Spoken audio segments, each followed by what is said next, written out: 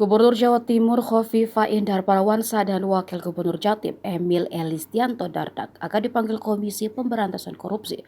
Pemanggilan itu lanjutan dari kasus dugaan suap pengelolaan dana hibah Pemprov Jawa Timur.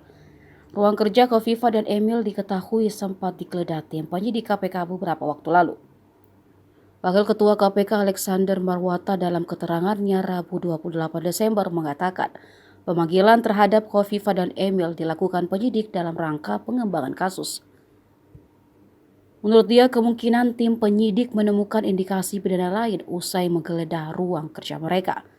Sebelumnya, tim penyidik KPK menemukan bukti baru kasus dugaan suap terkait pengelolaan dana hibah pemerintah Provinsi Jawa Timur senilai 7,8 triliun rupiah.